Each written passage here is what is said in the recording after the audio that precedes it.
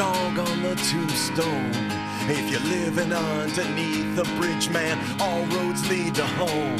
I got a hidden flask, I'm paid in cash, got a cross above my bed.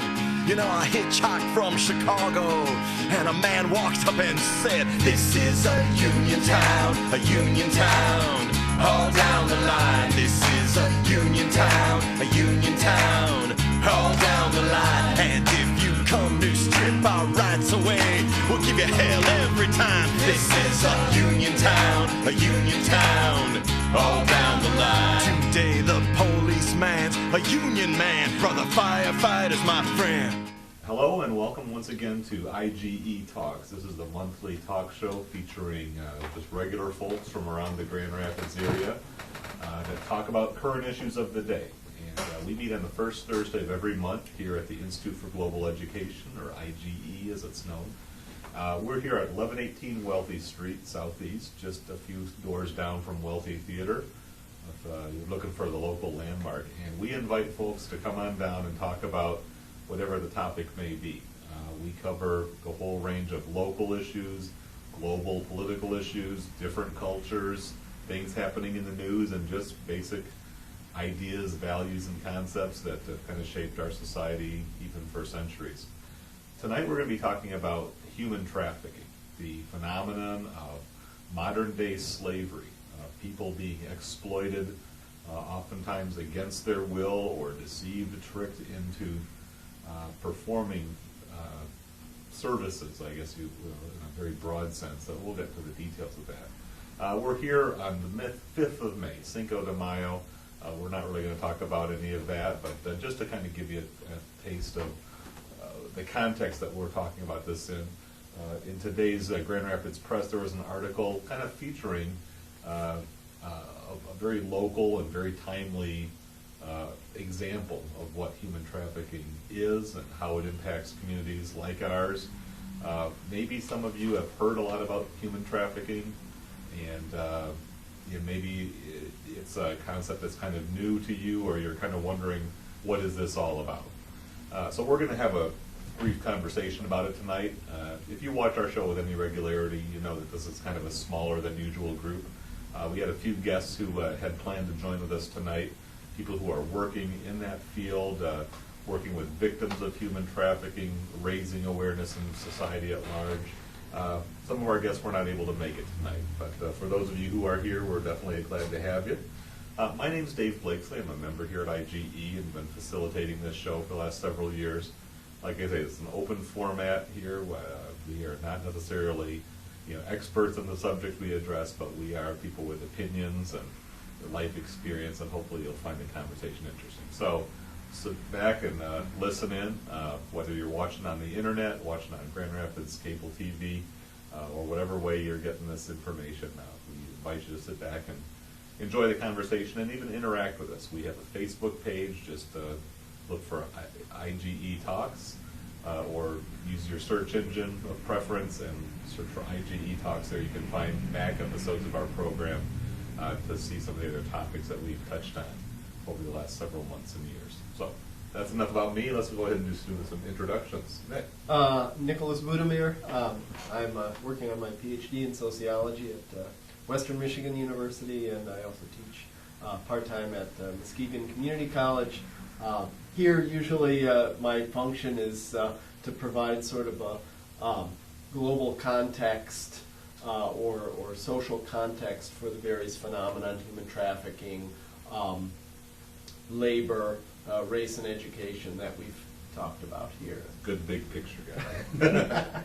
Chester. I'm Chester Lowe. I'm a member here at IGE also, and my background is in psychology and sociology as a double major, and I have worked in the field, whereas now I'm mainly interested in Institute for Global Education here and what we can achieve as far as understanding of things that we are dealing with out in society through this show. Yeah. My name is Ted Ambrose. I graduated from Saginaw Valley College with a major in sociology and minor in psychology. And I've always been interested in education and I'm a guest here. Good to have you all. Thank you, Ted. Thank you, Dave. And Justin? You're from where now? Is it Saginaw Valley or? That's where I graduated from. Oh, okay. All right. All right, so let's talk about our topic of choice, human trafficking. In my experience over the last even several months, I can say I've heard a lot about this topic. It seems to have been kind of, I don't want to say trendy, that's kind of a demeaning way of putting it, but it's certainly an issue that's been getting a lot of attention in the media, in the news. There's been some pretty high profile people talking about it. And what's interesting is that, in a way, despite this recent uptick or publicity about human trafficking, we're really talking about a phenomenon that's almost as old as civilization itself.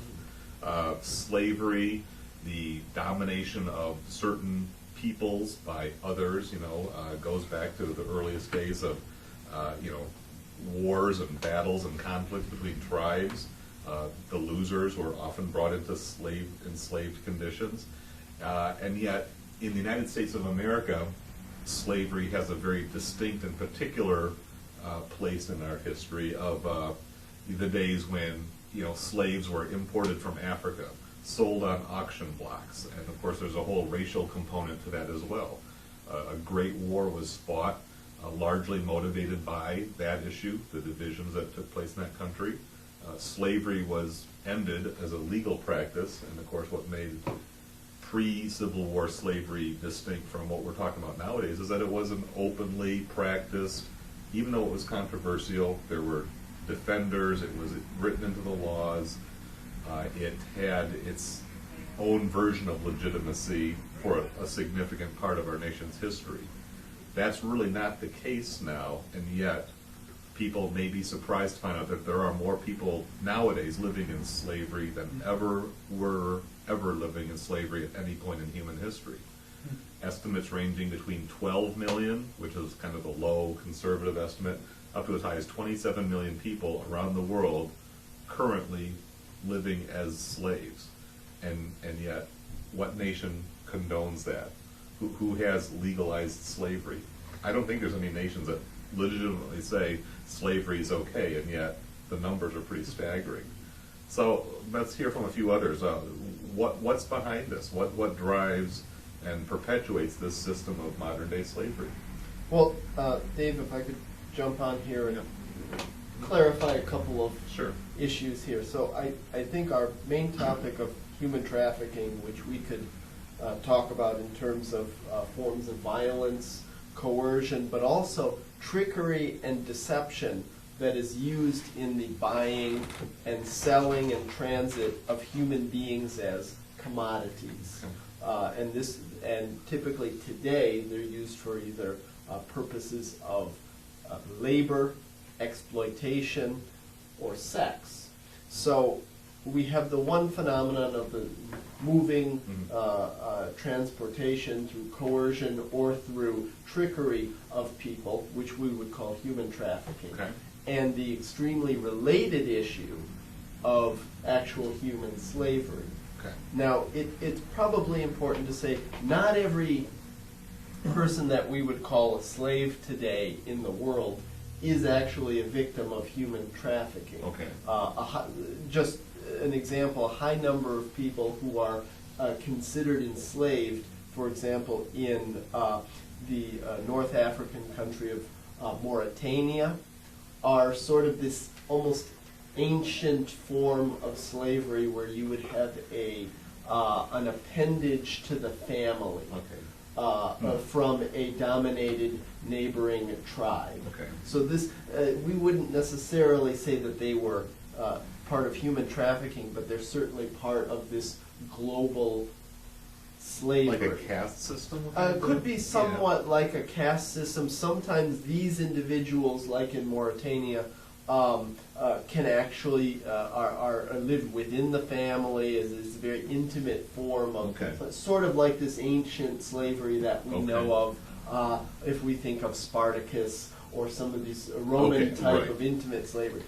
But the modern form of trafficking is quite a transnational, global Mhm. phenomenon. And it's also somewhat interlinked with a very large phenomenon of international global migration, Okay. which is purely, totally legitimate, Yeah, legal peop- and illegal. Right, people but it- move there- from one society to another, one Right. continent, one nation Right. to another. And there's forms of this movement that are coerced, Okay. which would be trafficking, and then there are much less coerced forms of international migration, Sure. though they still might be illegal forms. Sure. So we would say, for example, what we in the U.S.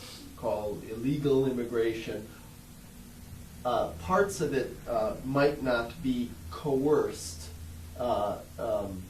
immigration. For example, there are smugglers who Right. are actually the individuals who operate on borders, who are paid money by migrants to ferry them across the border. And there's not necessarily any coercion in that form. So, but a smuggler who's moving illegals across the border, would that be considered a form of trafficking then? If they just let them go, like you paid your 5,000 or whatever, and now you're across the border, bye-bye. In the literature that I've read, and I would refer to the no-nonsense guide to international migration published by Verso, written by Peter Stalker, he makes a clear distinction between human trafficking, which is the coercive or deceptive practices, and the smugglers are those who are simply ferrying laborers Right, across okay. and dropping them off And they're without not- coercion. And no claim of ownership. No or claim of control. ownership. Okay, So okay. there is somewhat this distinction in the Okay. U.S., along the U.S.-Mexican border. They're called coyotes. Okay, right. And this might be for the U.S. and Mexico an illegal practice, but the people they are ferrying are not necessarily being coerced by them. And I would say that practice probably exists upon just about any border that's kind of patrolled and immigration or migration across either way is frowned upon outside of the legal channels. Right. It's a form of meeting extra legal meeting of labor demand. Right. And it's not necessarily coercion by the smuggler. Those who coerce, those are the traffickers, kidnappers. Right. So they're taking possession of people, Yes. sort of intentionally exploiting them to make money off them and use them up and get a new batch in. I mean, that's kind of the stereotype, if there is such a thing. Right. I mean, there are even, we know of perfectly legal, legitimate businesses that actually, in a way, traffic, not illegally, but are brokers of labor. There are institutions in many countries that contract to bring laborers, for example, from Indonesia to the Gulf states, construction workers Okay. and maids. And this is completely legal in all Right. of these countries, and they're paid real wages, Right. So not necessarily you'll high work wages. for us for 5 years doing gardening, construction, heavy Sure. labor, working in mines. Right. And then we'll let you go after it's an indentured servitude. It could be, or it's actual just wage labor. Contract workers from Bangladesh, for instance, I'm Okay. using this example, who go to work in many of the Gulf states, Kuwait, Saudi Arabia. Okay. Most of those states, huge supplies of their labor force are actually Indian, Pakistani, Okay. Bangladeshi, Indonesian workers who work for wages. Sure, they are exploited for their labor, Mhm. but are they forced to be? Many are not forced to be in those Yes. countries. Some might, Right. but Comparatively speaking, they might see a better opportunity than what they've got in their home country. Sure. Okay. And that's not to say there aren't some devious means sure. used, but they're not in this very severe, very violent sense that we use it with trafficking. That's not occurring with these kinds of migrants. So it's a huge array of types of migrants Okay. in the world, and human trafficking is along this continuum a very severe, harsh, and exploitative version of. Okay. Chester and Ted, we've kind of laid out some definitions. What has been your understanding of human trafficking up until maybe just a few minutes ago? Well, I was not aware of human trafficking by its term. Okay. I've seen it occur in other places where I've lived, throughout Michigan and even parts of Pennsylvania where I lived. But I did not realize it was human trafficking. Yeah, and I think that's one of the interesting things, and probably one of the points that we want to bring out of this show is that human trafficking, when you see statistics like this or anecdotes that we're going to be talking about, you realize this isn't just, the classic stereotype of the pimp who's kind of corralling his women, and this is an industry. This is a huge networks. People who've been doing this for generations, and they've got accountants and ledger sheets, and it's a very large organized crime syndicate. You can call it that. When I was Even things like the traditional mafia and other types of criminal enterprises probably fit this definition, even though maybe we haven't considered it in these terms before. earlier in life, when I had just finished high school and was going out to work at a small chain restaurant, which was owned by someone local or nearby, they had someone working there who didn't speak any English at all. And I found that they were there specifically to work for that company, and they were getting lower paid than I was getting. And I was just coming out of high school getting the minimum wage. Right. I found later that they were there for nothing else, only for that. Yeah. Also, they had relatives who were there in that area, in a region, doing the same thing at other restaurants. And it went on, and so I found out that it was not a pleasing thing for them. Well, back then, we didn't call it human trafficking. We just called it maybe somebody who was being, they were being taken advantage of, Right. but they were People ripped okay off. with it.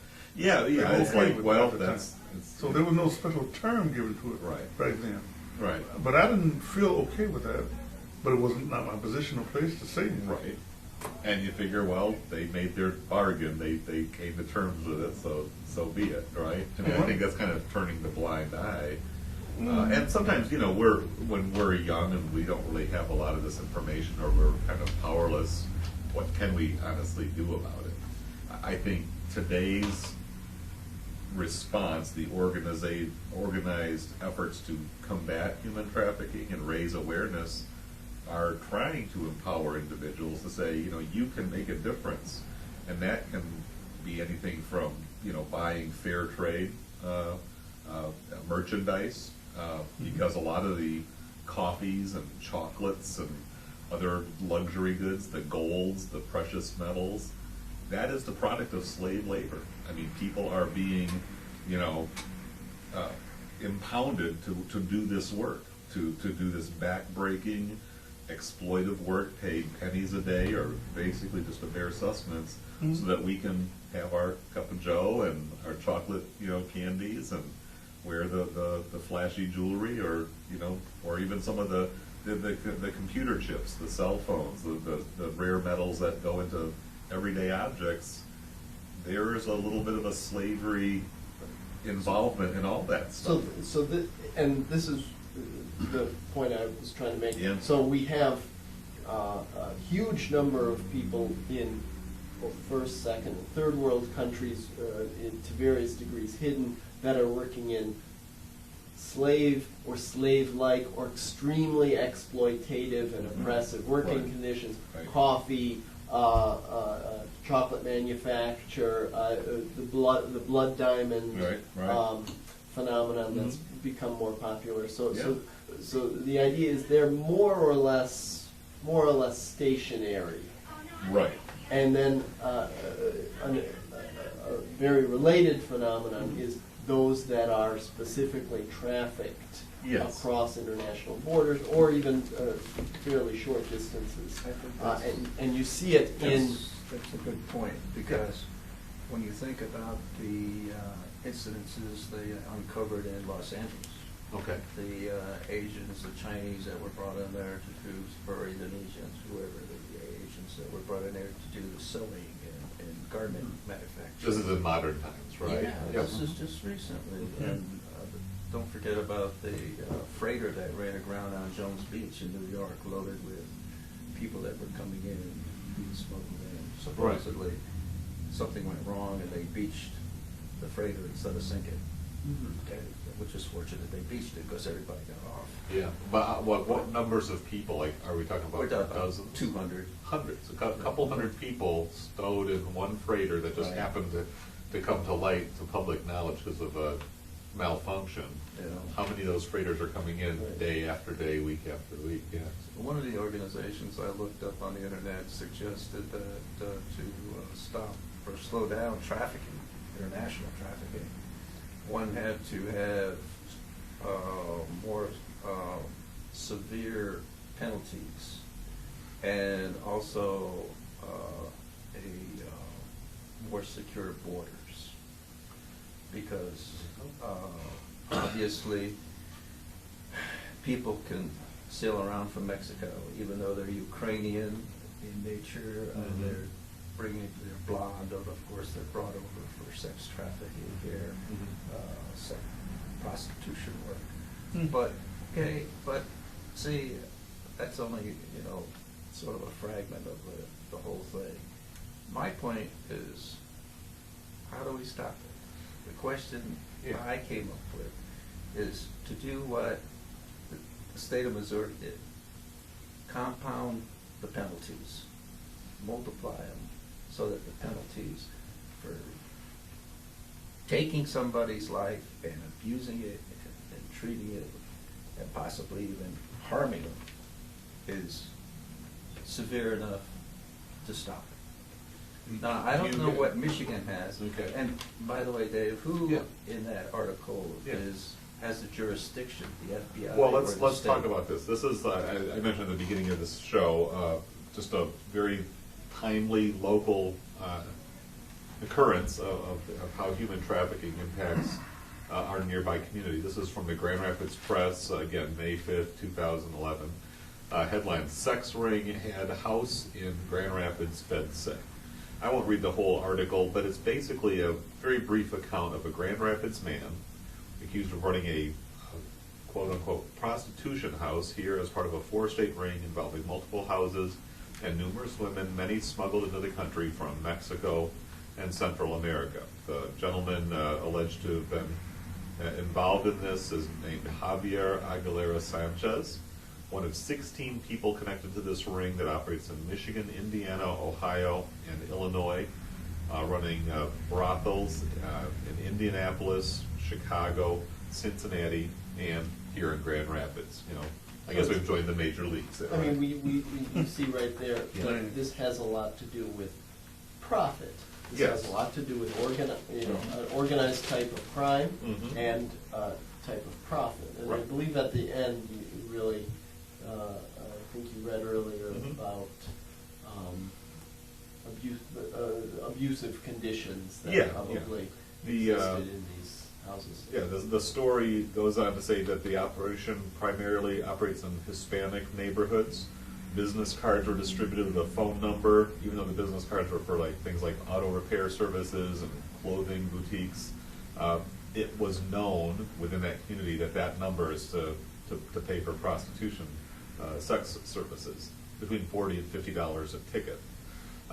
This man has an arrest record for promoting prostitution, and it goes on to talk about the brothers, this family operation where people have been transferred from one city to another because of some of the, negative publicity that their public behavior had generated for the syndicate. So, yeah, this is not just a few guys who, got a little thing together. This is a practiced business. People are brought into it, trained and skilled, so to speak, as illicit entrepreneurs. So again, but one thing about this news article here, and I'm not really going to go off on a tangent against the press because I think it just indicates sort of where public consciousness is. They never use terms like trafficking or slavery. They say smuggling. Smuggling. But, again, do they mean the type of smuggling that I sort of defined as a service? It might be a legal Yeah, service, right. but I'll pay you $5,000 you get in the United States. or is it trafficking, Right. forced transport?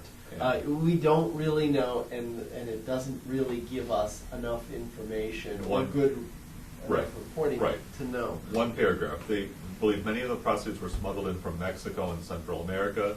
The ringleader told the women they had to work for him to pay his cost of getting them into the United States. So apparently, they may have entered into some sort of a contract. You work for me, I get you in. When that contract expires, who knows? Maybe by the time that contract comes to its term, they're drug addicted, they've got diseases, they've been beaten up, they've been terrorized and scared and have no other real Used, options. kept into the contract, right, Right. right. So this is a clear case of almost indentured servitude, Yeah. if not slavery and sex slavery. Right. And I think, by framing these stories as a prostitution ring, I think in our culture, we still think of women, or even men who engage in prostitutions, as having sort of a moral flaw, a tarnished character, corrupted values. Maybe they get into it because they're greedy, they enjoy it, they can't think of any other better way to make money. Well, I think we really have to shed some of those presuppositions and stereotypes, because I don't think these women got into it, based on some sort of lewd values or anything like that. They were probably kidnapped. Who knows what their age is or what other conditions they've had to endure to get You even got to a this good point. point there. When you talk about trafficking, there was that movie Trafficking, Yeah. and it was only objects, it was only drugs. Yeah. Oh, yeah. It's And that's all parcels. you think about. Right. But then when you stop to think about, well, there's a commodity, a human being. Yeah. Yeah. Just because they are kind of immature or not up to speed, and somebody comes up and offers them a better deal, but the deal is not valid, Right. Well, it's very That is the predatory. same- Right. that is the same thing. You're taking advantage of somebody's lack Absolutely. of experience, their innocence, their confusion, their desperation. So you take them across international lines, and you wind up that they don't have the freedoms that they were supposed to have. I think part of it is that also locally, I think what we can do to stop that is go to our state legislators and define a special law that if it is international in nature, it's trafficking, and trafficking should be treated like a major crime Yeah. with extra penalties, because you're taking this person not, completely deceived. They basically don't know what they're getting into. Right. There's no contract. Well, this is being prosecuted through the federal system. I mean, this is a federal offense when it gets into multi-state operations and international smuggling. I imagine that I hope these men are dealing with some very I agree, stiff, but stern Missouri penalties. passed its own trafficking laws. Yes. Mhm. So, the state of Michigan needs to look into theirs. Sure. And stiffen them up. Yeah. Because to Yeah, call this it is- prostitution is kind of cheapening it, the whole overall impact. Yeah, of it what's erases happening. the phenomenon of that it's an Absolutely. abuse, it's a form of slavery that should have been outlawed Absolutely. a very long time ago. And this is an international problem Mhm. with various countries. Some laws just simply do not exist or don't exist in strong enough form to punish slavery and forced human trafficking. Some of the laws I've heard about, you would be punished more for, this may be in a Southeast Asian country, I'm kind of blanking on the exact data, but basically a ticket, or Mhm. basically almost Exactly. non-existent fine for actually holding somebody in slavery, but a much more stringent fine or imprisonment for stealing a bicycle. And we encounter this kind of total asymmetry in the laws all across. I've even heard domestically that arresting people for prostitution is almost a rare occurrence, because you you've got to also arrest the job, the person who paid for those services. And that's not only complicated from, you know, catching the customers, but it also even potentially opens up really the thorny legal complications, since some of the people taking advantage of these services may be much more socially well-connected, or, you know, they have the resources to, I don't know, really complicate the legal prosecution of these things, so the cops almost don't want to touch that. And that, again, I'm not implying corruption on the part of the police necessarily, I don't have the evidence to say that, but it's just, they don't want to go there sometimes, I guess we'll just say it like that. So we have a complicated set of problems here. People being exploited. Go ahead. They don't want to go there, but they want to arrest people for something they don't want to go there for. But they would rather go on some of the smuggling, or if there's drugs involved, they can do the but arrest for prostitution. I wish one of our invited guests was able to make it, because I think they've got a tighter grasp of the facts than I do. But that's what I understand. Even so, some of the police will admit it themselves that bringing somebody in on a prostitution charge is much more difficult. You know, they do the sting operations, and you see that every once in a while, but certainly I think our local law enforcement is aware of a lot more prostitution that goes on, and they know who they are and where it happens, than they actually make arrests and bring them into court. I think there was very recently an NPR news story that reported something very similar, that actually going through the whole, anything beyond a night in the tank is pretty rare. If you're really blatant and foolish about it, you know, you almost got to stumble across the cop's path. I think if you look at the background of the individual, you know, the individual comes in here to this country, is usually looking for a better life or some kind of other life. But when they find themselves into servitude, that's different than prostitution. I mean, they're not even getting any of the quote, gravy, so to speak. Right. But, you know, and that reminds me of the international thing. Why isn't the United Nations, why don't we petition our ambassador to present at the United Nations a stronger penalty for international trafficking of human beings? Well, there is the United Nations Convention on the Rights of the Child, which has some pretty strong language, but it has not been ratified in this country. But it has to be, if we're looking at it, something that is pretty strong. And I think with the power of the internet, I think there's that ability to shape and send messages to the United Nations. Our ambassador, Susan E. Rice, is there. Yeah. And also to Congress to help them to let them know that this is happening. Of course it's happening, but to the scale it's happening is disgusting. Mm-hmm. Yeah. I mean, I think one of the main problems is that countries in the global system have sovereignty. So the United Nations can mainly only pressure from the outside, and ultimately all of this sovereignty resides in the individual countries to enforce these laws. And if I may, I actually listed a few major causes, and it's quite related to what Ted is talking to. So I talked about conditions ripe for trafficking and slavery. Number one, poverty. Sure. Poverty and widespread poverty across parts of the third world, even within the United States, sets the conditions. Poverty and deprivation sets up the types of conditions of desperation and lack of power that allows for this to go on. Lack of access to education, which means lack of access to different resources, can help set this up. Male supremacy in a culture, male supremacy in a society, and the feelings and entitlements that come along with male supremacy, the impunity of action that comes along with male domination. The low, and related to this, the low status and power of women in society. If women have lack of access to status, to power, to jobs, to resources, to freedom, to respect. It's really going to set up the norm that women and children can be abused.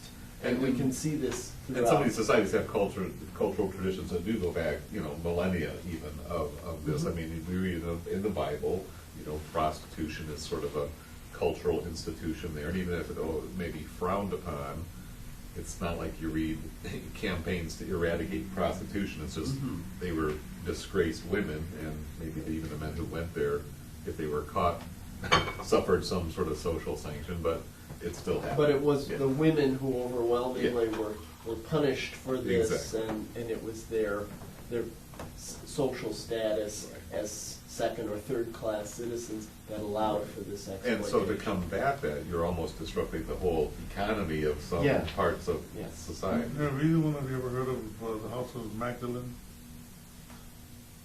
House of Magdalene have you heard of it, Ted? No, It's a place, I'm not sure what state it's in. I think it's in the New England area. But it has to do with women who have been, I guess, In prostitution. in prostitution This and is trying a to get out recent of this. story on Yeah. NPR. Yeah. It was on I NPR and did it was hear on this. a website I get news from. It's called Care to Cause or something like that. Okay. Mhm. And it was showing about women who are trying to get off of prostitution because it's like an addiction in a sense. Well, But it's, if yeah. people are forced to do that, Yeah. then that really is not only an addiction, but it's also something that is where they're caught in a weak point.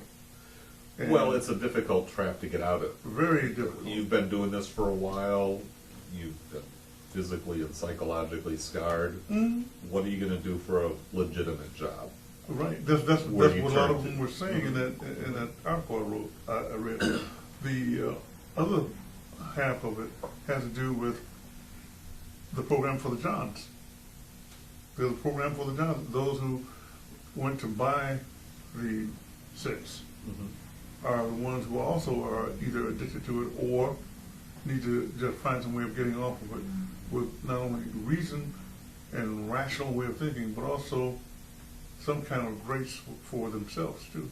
Well, sure, yeah. And And, yeah, this might be a good pivot point. Maybe, Nicholas, if you want to finish up some of the points you wanted to raise, then we can talk about, well, what about the victims of trafficking? Maybe just to kind of wrap up our discussion as we move toward the, the next stage. I think most germane to what Ted was talking about in many countries is lack of political will to enforce existing laws, lack of real strong laws, and there is actually much corruption, collusion between those who practice and local law enforcement. A recent documentary about child sex trafficking in Thailand revealed a great degree of corruption and payoffs between these, terrible institutions where children were being abused and raped, and payoffs to local law enforcement. This happened to be in Thailand, but it's not uncommon in several other countries It's as well. within the borders, it's not trafficking, so you have to cross. Well, I think you can actually say So- that there is trafficking within borders. and- Well, yeah, but then you call it prostitution, you call it kidnapping, you call it some other form of crime. Or slavery. But, I think we're taking away from, the international aspect of this. And, if they can bring war criminals to The Hague for trial for crimes against humanity, what is a trafficker doing? Is he Yeah. not committing a crime against humanity? That's a nice point. Then why not emphasize with the United Nations to, or our ambassador present a form to the United Nations, a law increasing it as, stating it as a crime against humanity? And who is it against? It is against usually the weakest and the youngest Yeah. of our humanity, which is really a crime. that was my point too, about the ones that were victimized were the ones who were so weak. run the Right. situation. Well, I guess, are you done with the points you wanted to cover there? Okay. That's fine.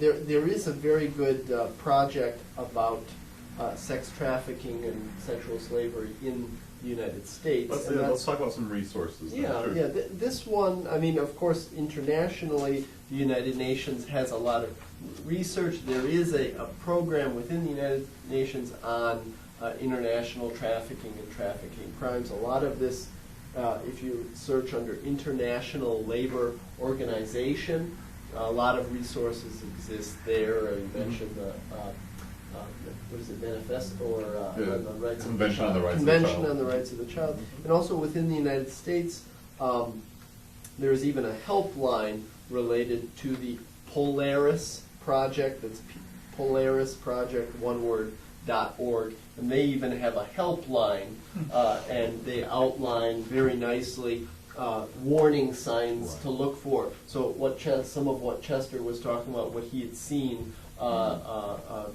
someone who is battered or bruised, someone who doesn't know why they are in a certain location, maybe somebody who doesn't have a good grasp of the language, working without regular pay, and they identify all of these warning signs. So check it out, polarisproject.org, and they have abundant resources Yeah. there. Yeah.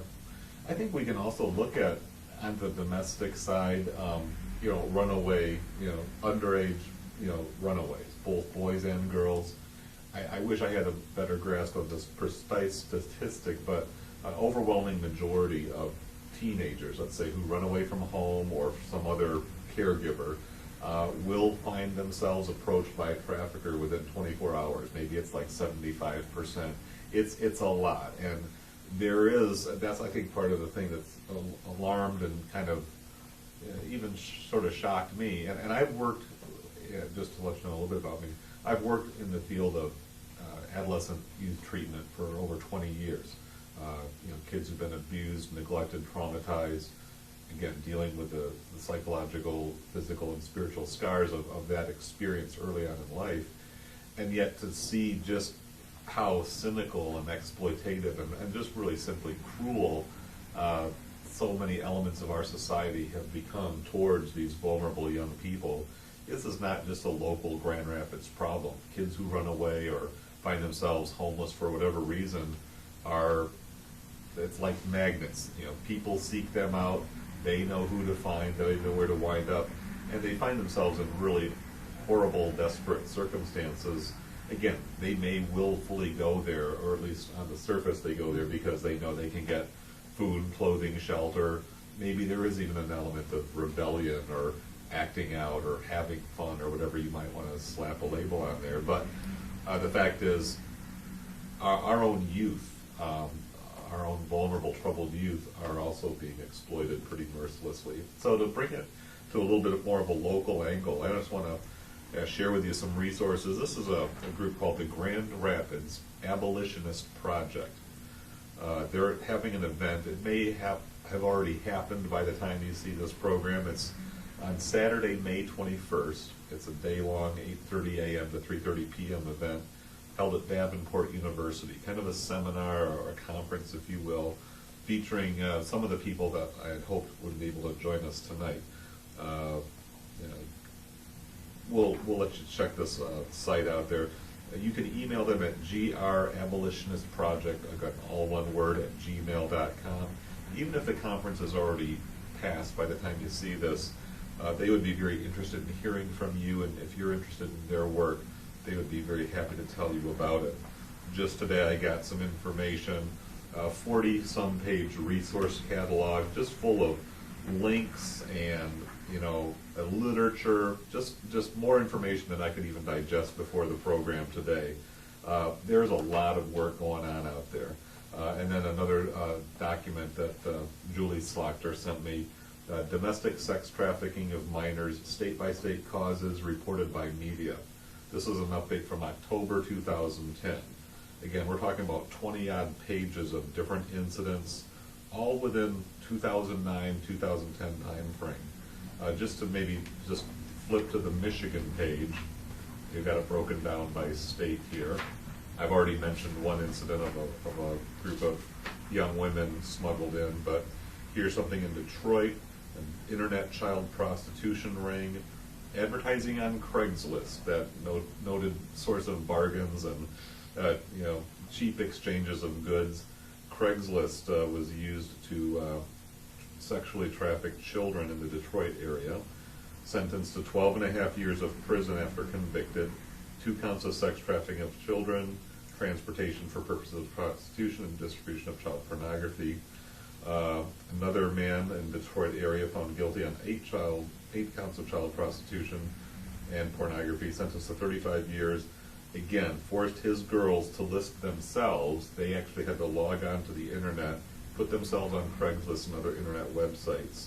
So again, he was prosecuted under a 2006 legislation instituted by Congress, running a child exploitation enterprise, part of the Adam Walsh Act.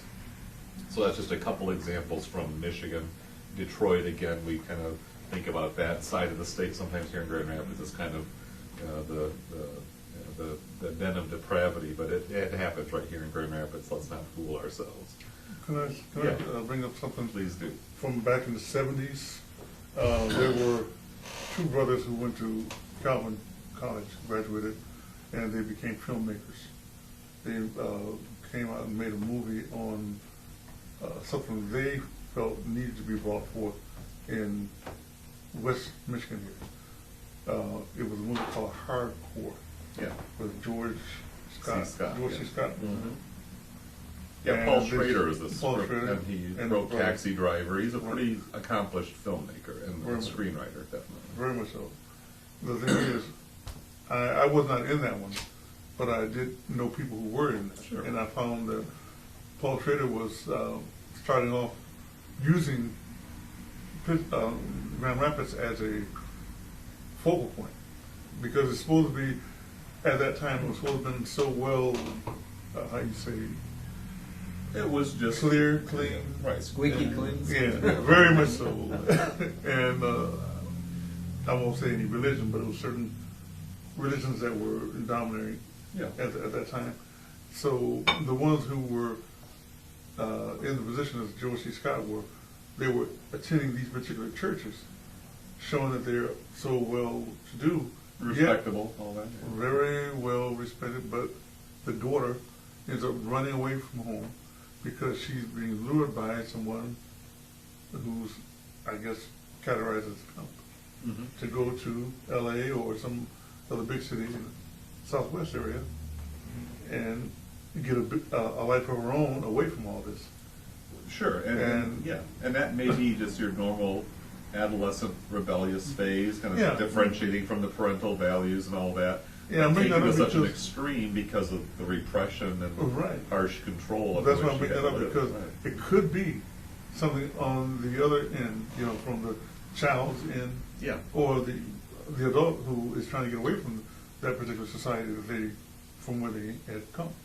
Well, I think there's definitely a word to parents in here is that, sometimes you got to give your child that room to breathe, to be themselves, and even to mess up and violate some of the family rules.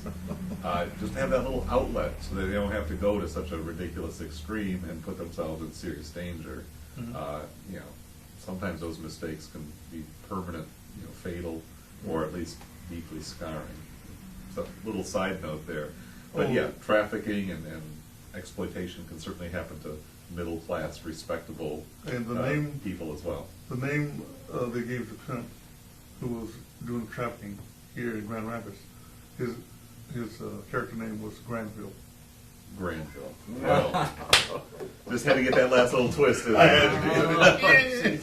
All right. I mean, it really seems, hearing this, good to point out that it's really a society that has deeply ingrained inequalities of wealth, inequalities of power, and a demand for different types of cheap service, cheap Yeah, labor, right. that sets up cheap sex service, Mhm. that sets up all the demand for somebody nefarious, criminal elements or what, that provide this. And we've had high-profile cases in the news of people basically, and we're not talking about sex trafficking, Right. but we're talking about different forms of exploiting international labor in terms of their maids. And Well, we've had a number of extraordinary cases. Sure, of people- domestic labor. Yes. Even organs. They say between 5 and 10% of all kidney transplants in the world are through some illegal black market exploitation. I mean, honest to goodness, it goes to that level where Or people, made in China. yeah, well, but people will be exploited and have one of their kidneys taken out for the benefit of a wealthy patron who says, well, I'm on too long of a waiting list here in the USA or Europe or where they're from, so I'm going to go over to Indonesia, Thailand, Vietnam, whatever. I can find the organs that I need from some lower class healthy person And who's it's- almost been Yeah, exploited for this China's purpose. noted for that. And it's the China. poverty and Oh, yeah. inequality in these societies. Yeah. That's what they I do mean, in we prison. have 2.3 billion One people kid. in the world that live on less than $2 a day. Right.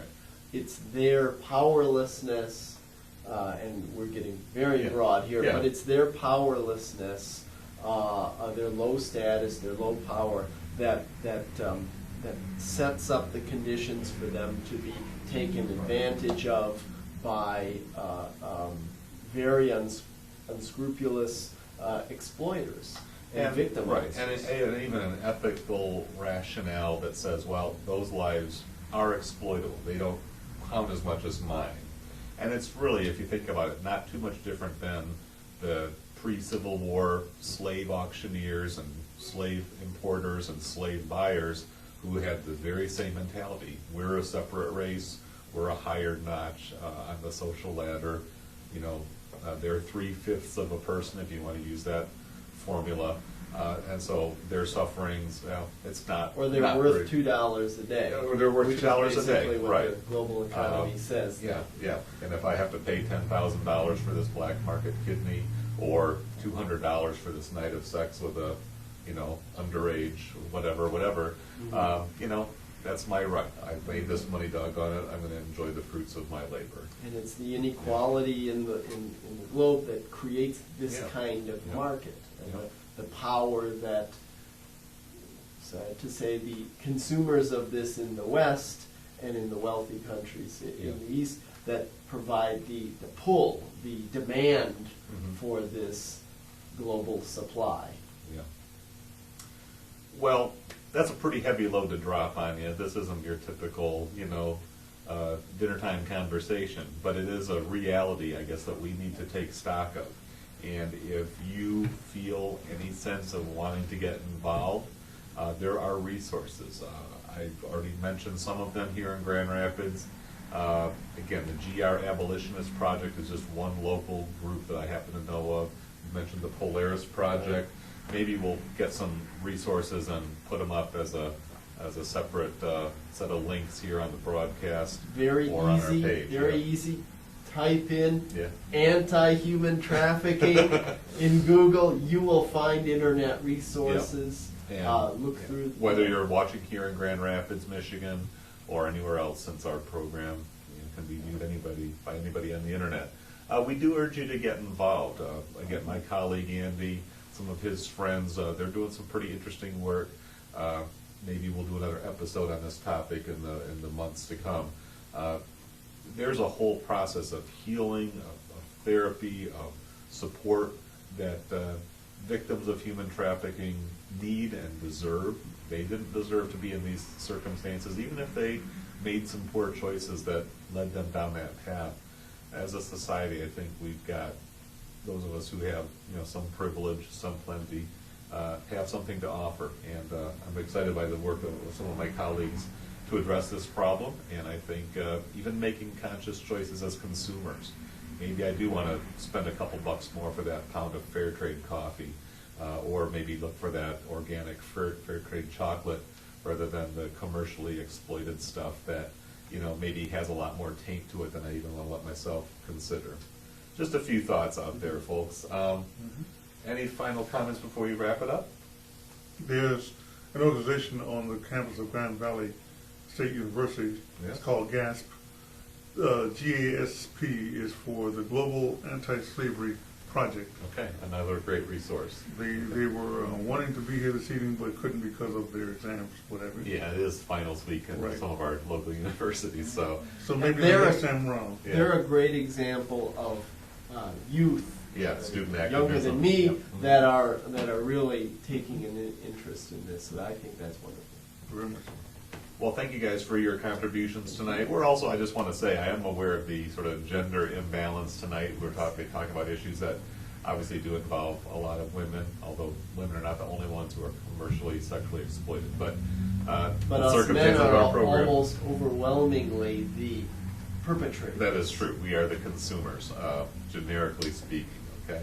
And the And the abusers and the people Yes. profiting off of this as well. Thank you for tuning in. We've hopefully raised your conscience, sensitivity a little bit. Tell your friends about us. Again, find us on Facebook, IGE Talks. We've got a Facebook page. Leave a comment. Let us know what you think of the show.